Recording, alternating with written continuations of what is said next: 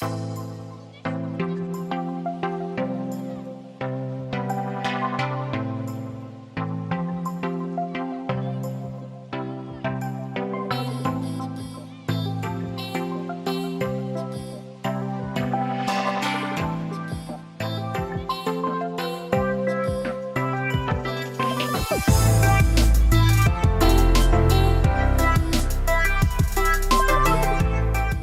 what's up guys, it's Austin here from Royal Highness Python, and in today's video I'm going to give you some breeding tips and show you how I breed ball pythons all year round.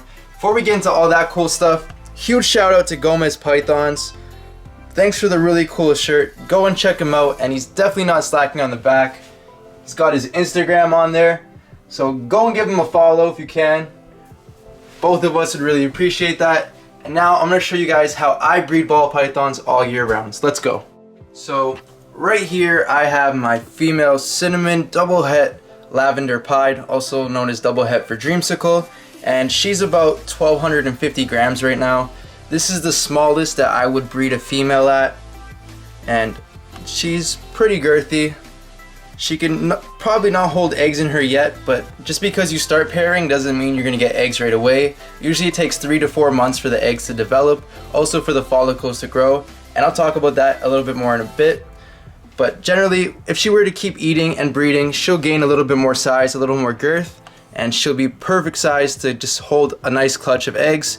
Since it's gonna be her first year, she'll probably lay about 5 to 6 eggs. Sometimes you get a little less, and sometimes you get a little more. Just depends how many times you pair and how you feed.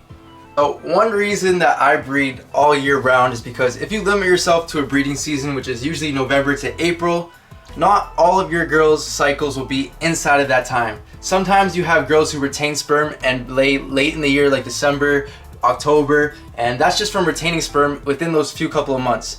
And they're gonna lay basically in that time frame, so December, 2 months before, 2 months after, for the rest of their life. So basically they're gonna be stuck between breeding in October, or laying between October and January for the rest of their life.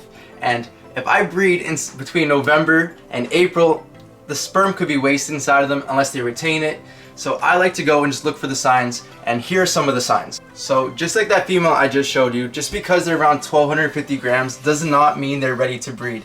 I don't use an ultrasound, but if you have an ultrasound, you can tell how big the follicles are, and follicles are basically what it's going to turn into an egg in the future. So usually they start getting follicles, and when they do, it's about 1 millimeter and sometimes even less, but I like to pair around 1.5 millimeters to 2 millimeters. And a really good sign that your female is building her follicles is bull wrapping. And I just checked, and right here we have my female spider, possible pastel spider pied, and she's bull wrapping right here, as you can see. I've already paired her a few times, but when you see a female on the cool side of the tub, so not where the heat is, because the heat's around the back, when they're on the cooler side of the tub, they're building their follicles, and oftentimes they'll wrap around the bowl, like so. So if you notice that, you notice your female on here for about 2 or 3 days out of the week, and every time you open the tub she's over here, it's a great sign to go introduce the male into her. Once again, just make sure your female is above 1,250 grams, because if she's not above that range, she probably won't be big enough to carry eggs, and she'll probably just give you slugs, which would be a waste of your time and a waste of her energy. So you definitely not want that to happen. So basically what I would do is I would take a male and introduce him right now. I'm actually going to do that right now. So I'll take the male breeding out of here. He's not locked right now. This is my high intensity Orange Dream Enchi 100% het pied male. And basically what I do is I just make sure he's still producing sperm, which he is. And then I just wipe the sperm on the female's back like so. And I will leave him inside. So he's gonna go around and cruise around the tub for a bit, see all the scents and stuff, and she's looking at him, interested in a bit right now. And what I do from this point on is just close the tub, and I do not go back for 2 to 3 days. I don't even like to look if I have locks or not, because 9 out of 10 times your female and male will lock. Sometimes if you have an unexperienced male, he will take a little longer to lock, and in that case, I'm going to show you guys some tips in another video on how to get your males that won't breed to breed. But basically, I'm going to leave this in here for 2 to 3 days, come back, and hopefully in that time frame he locked. If not, I'm gonna go throw him back in about 2 weeks after mixing him around with some other females, because that male is breeding around 3 females for me at this time currently. He's also breeding this leopard het pied girl, and like you've seen, this pied over here. So now I'm gonna go show you some other tips. A lot of people think your male has to be very big to breed, and right here is one of the smallest males that I would actually pair. This is an enhancer 100% het G-stripe, and he's in the range of 450 to 500 grams. Last time I weighed him, I think he weighed 485 grams. And as you guys can tell, he is already producing sperm. Right there we have sperm. See if I can get the other hemipene out. There's not a lot, as you can tell. He's still very young. He's still under a year, around 7 months old. But basically what I would do is I would only pair this to 1 or 2 girls, because when they're not producing that much sperm, it's a lot harder for them to get many girls pregnant. And if they were to get multiple females pregnant, you probably will not get a lot of eggs because they did not have enough sperm to fertilize all of the follicles. So like I just said, I do breed my females really small, around 1250 grams. The industry or the hobby, a lot of people like to say 1600 grams. I think that's a little too big. You're missing out on some opportunities that you can have for eggs at an earlier date without harming the female. So that's definitely a really good plus. So I would definitely try breeding your females a little bit smaller as long as they're eating, because if they're not eating, they're not going to get that girth and that size they need to hold eggs. So basically, you just see me pair that female right over here, and if she were to stop eating in the future, let's say she only eats for the next 3 weeks and goes off food for a long time, I'm going to stop pairing her, because it would be a waste of the male's sperm. It would also be a waste of her time. It would stress her out more and probably make her eat that much, make her eat a little bit longer down the line. So not a good idea. So now let's go and pair another female. This is about one of the biggest males that I breed.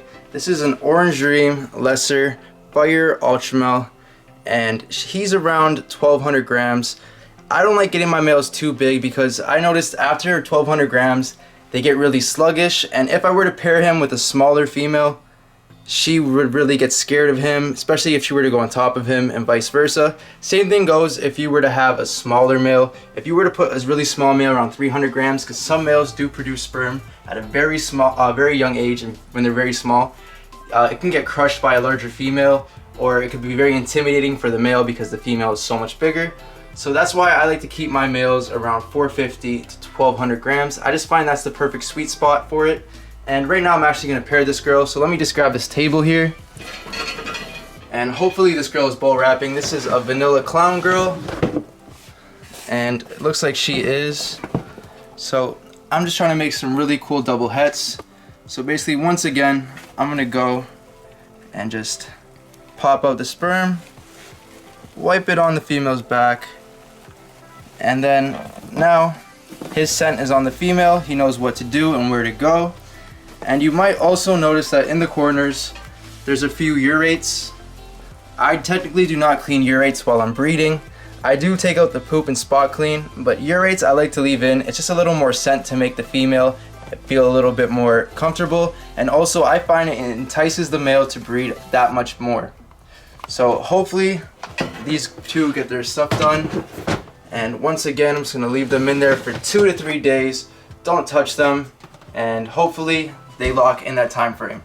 So this was just a really short video, because I've been getting a lot of messages on Instagram, in the comments down below, and even in person about how I breed snakes all year round, because my incubator pretty much never gets empty. Right now I still have 2 clutches incubating and 2 clutches that just came out of the egg waiting to shed, and I still have a couple more females that are waiting to lay. This girl right here, my pastel yellow belly het clown, she was bred to my spot nose asphalt / yellow belly het clown. So possibly we can hit some really cool spot nose freeway clowns. Fingers crossed that we do hit that. She should lay in about 30 days.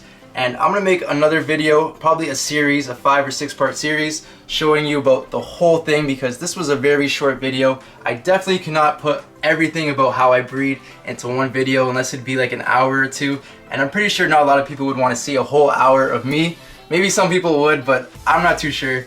So I'm definitely gonna break it down. So comment down below right now, some topics that you guys would want to see in those future videos. This was just a very brief video, once again, a little preview on what I do, just to give you guys a little bit idea if you guys are having trouble. So hopefully you guys can go and watch my video in the future, or my videos in the future, and go get a way better education on how I breed. So I hope you guys enjoyed this video. Do not forget to like, share, and subscribe, and I'll catch you guys in the next one. Peace out. Chris, what do you got to say about this? I like that shit.